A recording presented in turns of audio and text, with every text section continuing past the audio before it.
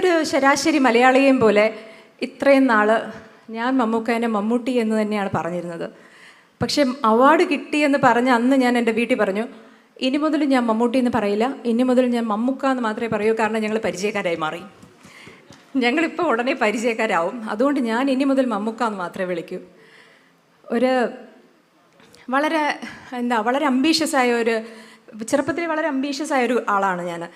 ഒരുപാട് സ്വപ്നങ്ങൾ കാണും, അൺകൺവെൻഷണൽ ആയിരിക്കും, ബട്ട് സ്റ്റിൽ ആ സ്വപ്നങ്ങൾക്ക് വേണ്ടി കഷ്ടപ്പെടും. പക്ഷെ ഒരിക്കലും ഈ സ്വപ്നങ്ങളിലൊന്നും സംരംഭം തുടങ്ങുക എന്ന് പറഞ്ഞത് ഉണ്ടായിരുന്നില്ല. എപ്പോഴും ഉള്ളതുപോലെ ഒരു ഡോക്ടറാവുക, ചേച്ചി എഞ്ചിനീയറായി, അതുകൊണ്ട് ഞാൻ ഡോക്ടറായി. 2017 വരെ പ്രാക്ടീസ് ചെയ്ത സമയത്ത് ഒരു ചെറിയൊരു ന്യൂറോളജിക്കൽ ഇഷ്യൂ കാരണം കൈക്കൊരു പ്രശ്നം വന്നു. കൈക്ക് പ്രശ്നം വന്ന് അതിനുശേഷം എനിക്ക് പ്രാക്ടീസ് ചെയ്യാൻ പറ്റില്ല എന്നൊരവസ്ഥ വന്നു. അപ്പോൾ 11-12 വർഷം പ്രാക്ടീസ് ചെയ്തതിന് ശേഷം പിന്നീട് ജോലിയില്ല. അങ്ങനെ ജോലി ചെയ്യാതെ വീട്ടിൽ ഇരിക്കാൻ കഴിയില്ല. അങ്ങനെയാണ് ഈ ഡോക്ടർ എന്ന് പറയുന്നത് ചില സമയങ്ങളിൽ ഓവർ ക്വാളിഫിക്കേഷനാണ്, പല സ്ഥലങ്ങളിലും നമുക്ക് ജോലി കിട്ടില്ല. അങ്ങനെയാണ് ഞാൻ റിസർച്ച് ഫെലോഷിപ്പിന് ജോയിൻ ചെയ്യുന്നത്. അവിടെ വെച്ച് ആണ് ശരിക്കും ഞാൻ ഇത്രയും നാൾ യൂസ് ചെയ്തിരുന്ന മെഡിക്കൽ ഡിവൈസസിൻ്റെ പിന്നിലുള്ള ടെക്നോളജി എന്താണെന്ന് പഠിക്കുന്നത്, സംരംഭങ്ങൾ എങ്ങനെയാണ് വർക്ക് ചെയ്യുന്നത്.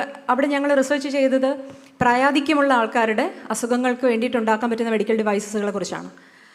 അതിൽ നിന്ന് പലപ്പോഴും ഞങ്ങൾ തന്നെ ചികിത്സിച്ചിരുന്ന ഒരു അസുഖമായിട്ടുള്ള ഡ്രൈനസ് ഓഫ് മൗത്ത്, ആ ഒരു അസുഖത്തിനെ കുറിച്ച് കൂടുതൽ മനസ്സിലാക്കുമ്പോൾ മനസ്സിലായ ഒരു കാര്യം എന്താണെന്ന് വെച്ചാൽ, ക്യാൻസറിന് ചികിത്സയുണ്ട്, എല്ലാ വലിയ വലിയ അസുഖങ്ങൾക്കും ചികിത്സയുണ്ട്. പക്ഷേ ക്യാൻസറിനോ മറ്റ് അസുഖങ്ങൾ കാരണമോ ഉണ്ടാവുന്ന സൈഡ് ഇഫക്റ്റുകൾ പലപ്പോഴും പലരും മറക്കും. ക്യാൻസർ ചികിത്സിച്ച് മാറിയില്ലേ, ഇനി ബാക്കിയുള്ള സൈഡ് ഇഫക്റ്റുകൾ ഇനി അതങ്ങനെയൊക്കെ ഉണ്ടാകും എന്നുള്ള രീതിയിലേക്ക് പോകും. പക്ഷെ അത് പാടില്ല. എൻ്റെ മനസ്സിലത് വളരെ ശക്തമായ ഒരു ആശയമായിരുന്നു. കാരണം ഞാൻ പരിചയപ്പെട്ട ഒരു വ്യക്തി ഒന്ന് വാ തുറന്ന് ചിരിക്കാൻ പറ്റുന്നില്ല, സംസാരിക്കാൻ പറ്റുന്നില്ല, സംസാരിക്കണമെങ്കിൽ അപ്പോഴപ്പോഴായിട്ട് വെള്ളം കുടിക്കണം.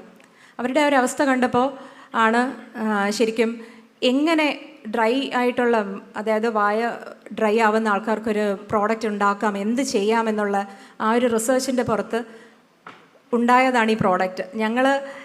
ഞാനും ഡോക്ടർ സെന്തിൽ, എൻ്റെ സയൻറ്റിസ്റ്റാണ്, ഞങ്ങളിത് റിസർച്ച് ചെയ്ത് ഞങ്ങളിത് കണ്ടുപിടിക്കുന്ന സമയത്ത് ജീവിതത്തിൽ ഒരിക്കൽ പോലും പ്രതീക്ഷിച്ചില്ല, ലോകത്തൊരിടത്തും ഒരു മൾട്ടിനാഷണൽ കമ്പനിയും ഉണ്ടാക്കാത്ത ഒരു പ്രോഡക്റ്റാണ് ഞങ്ങൾ ഉണ്ടാക്കുന്നത്. ഞങ്ങൾ മനസ്സിലാക്കിയതേ ഇല്ല. കാരണം നമ്മളുടെ ഉദ്ദേശം എന്ന് പറയുന്ന ആരും ഉണ്ടാക്കാത്തൊരു സാധനം ഉണ്ടാക്കുക എന്നുള്ളതായിരുന്നില്ല. പകരം എങ്ങനെയും പേഷ്യൻസിന് ഉണ്ടാവുന്ന ആ ഒരു ബുദ്ധിമുട്ട് മാറ്റണം എന്നുള്ളതായിരുന്നു. അത് ഞങ്ങൾക്കൊണ്ട് സാധിച്ചു. അത് ഒരു സംരംഭമായിട്ട് പുറത്തിറങ്ങിയപ്പം ഒരുപാട് ബുദ്ധിമുട്ടുകളുണ്ടായിരുന്നു, ഒരുപാട് ചാലഞ്ചസ് ഉണ്ടായിരുന്നു. അതെല്ലാം ഫേസ് ചെയ്തു. ഇന്ന് ഒരു 116 പേഷ്യൻസിൽ അത് ടെസ്റ്റ് ചെയ്ത് ഞങ്ങളുടെ പ്രോഡക്റ്റ് ഇറങ്ങാൻ പോവുകയാണ്. നമ്മുടെ കേരളത്തിൽ ഒരു ലോകോത്തര കണ്ടുപിടുത്തം നടന്നിരിക്കുന്നു.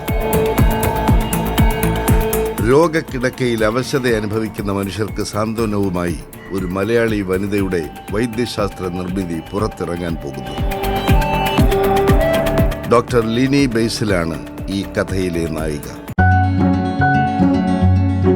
തിരുവനന്തപുരത്തെ ദന്ത ഡോക്ടർ. വായിൽ ഉമിനീരില്ലാതെ വിഷമിക്കുന്ന രോഗികൾക്കുള്ള പാച്ചാണ് ലിനി കണ്ടുപിടിച്ചത്.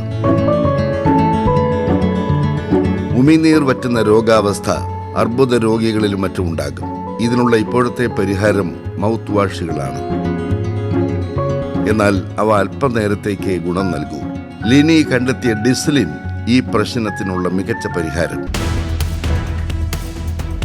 കൊളാജനും കറ്റാർവാഴയും ഉപയോഗിച്ചുണ്ടാക്കുന്ന പാച്ചാണിത്. ഒരു പാച്ച് ഒരു ദിവസം ഉപയോഗിക്കാം. കുടിക്കുന്ന വെള്ളത്തിന്റെ ഒരു അംശം സംഭരിച്ചു വെച്ച് ഇത് ദിവസം മുഴുവൻ വായ്ക്ക് ഈർപ്പം നൽകും. 3 മണിക്കൂർ കൂടുമ്പോൾ മാത്രം വെള്ളം കുടിച്ചാൽ മതിയാകും. അല്പം വെള്ളം കുടിക്കാൻ മാത്രം അനുമതിയുള്ള റേഡിയേഷൻ കീമോ ചികിത്സകൾക്ക് വിധേയരാകുന്നവർക്ക് ഇത് അനുഗ്രഹമാകും.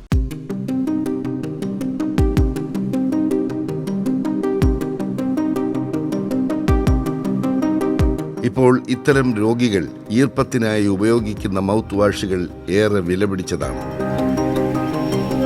എന്നാൽ ഡിസ്ലിൻ വില കുറഞ്ഞ പരിഹാരം.